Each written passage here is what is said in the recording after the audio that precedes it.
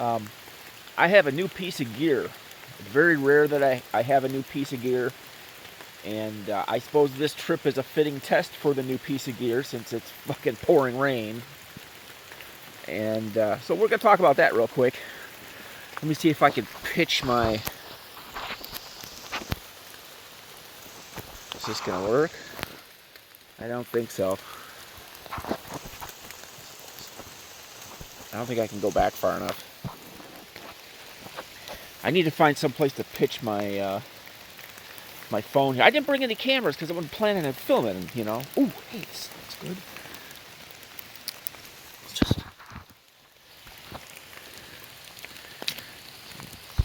just stack it up against right here. All right, can you guys? I guess nobody can see me. Well, ish, sort of. What I need is a big rock, and there's nothing. There's no big rocks here. There's just big rocks. But yeah, I'll probably be cutting half of this out of the film. Gotta be something over there.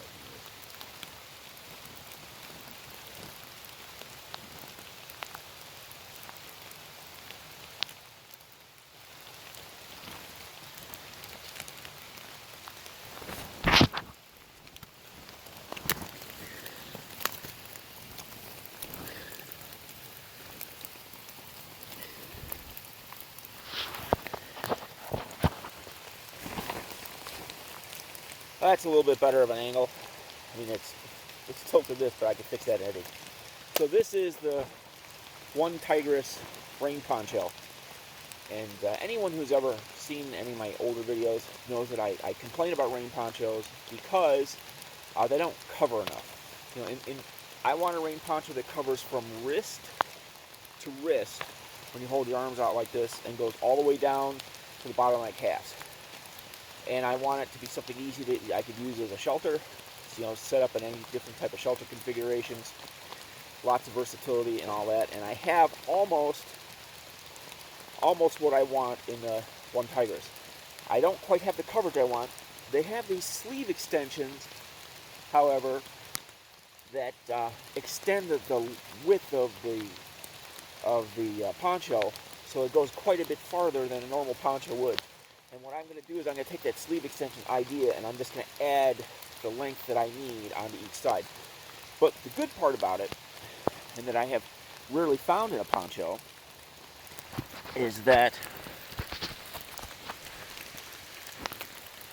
it goes all the way down to my feet. See, I mean, so I have full coverage. And the problems I've had at ponchos in the past, and this is shout out to Great Outdoor and Survival Robert Reed, if he sees this video. Him and I were out early one spring at a time when the weather had gone from heavy snow to rain. So we had maybe 2.5 feet of snow on the ground, maybe 3 feet that had built up in the woods over the whole course of the whole winter, because, you know, it snows and then it don't melt off, and it snows again and it don't melt off, so it builds, right? Well, it had been raining for like 10 days, and it was down to maybe 6 inches of snow on the ground, and the whole woods was absolute mush. It was just complete slush, you know. It was, I've never been in a colder, wetter environment. I mean, I've been in colder environments, but man, I didn't feel it, you know, because when it's 34 degrees out and everything is soaked, it's a lot colder than when it's minus 17, you know, because you can't stay dry.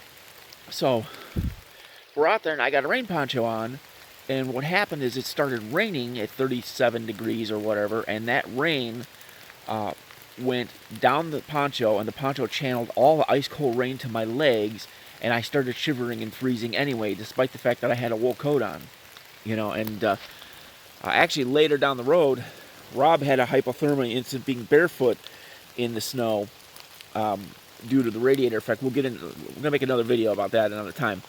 But so I've had an issue with rain ponchos since then, because I've never been able to find a really good fucking rain poncho that wasn't, you know, like $199 till the OneTigris. It's $60. It has most of the coverage that I want. It's designed to be set up as a tent. It's got this really cool, like, reinforced, I don't know if you can see up in the hood here. See this black area? There you go. See this black section here? That's reinforced so you can take a tent pole or like a hiking pole and jam that up in there and make a triangular plow point shelter setup. So I'm really excited about the Poncho, and this is the debut. This is its your first viewing of it. And later down the road, I'm probably going to do some more videos with it set up as a shelter. So I'm just going to take a little, see how far back I can go here. You got it, yeah, there's the back.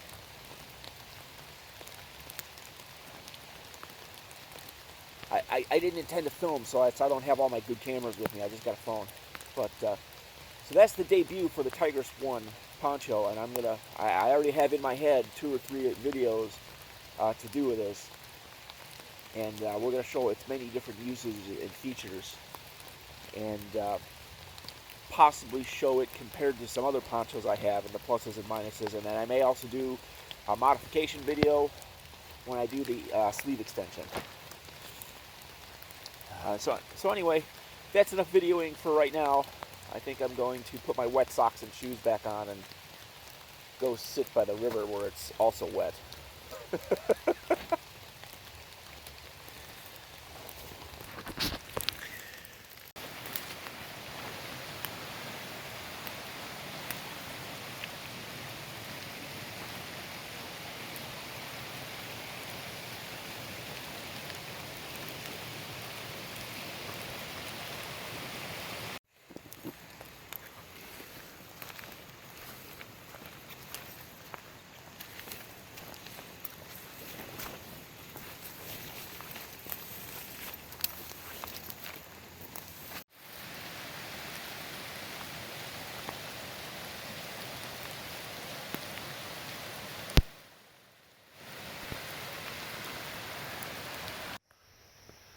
Morning.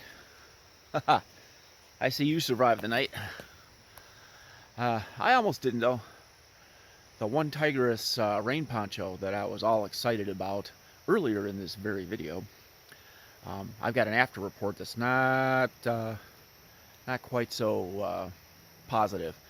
So at first it was awesome, and we had these torrential rains coming down. Like I couldn't even run the camera because the water drops would keep hitting the screen of the camera and making it open different apps and stuff, right? It was that bad. So as you know, the tent had a catastrophic water failure, which I still don't know what the deal is with that. I'm going to have to re-waterproof everything when I get home, But the OneTigris rain poncho had the same catastrophic water failure. At first it was really good. I mean, the first maybe 2-3 hours out in the storm, I was fine. I mean, it protected me from the rain. I was dry as a bone. I was even out over there doing kung fu forms and stuff in it, But somewhere around the 2.5 hour mark of being in the rain, I started feeling wet. So I opened it up and water was just seeping right through the fabric, just like the tent. So I'm kind of bummed out that it's first night out, all the waterproofing washed off in a couple hours, And this is not the first time this has happened to me.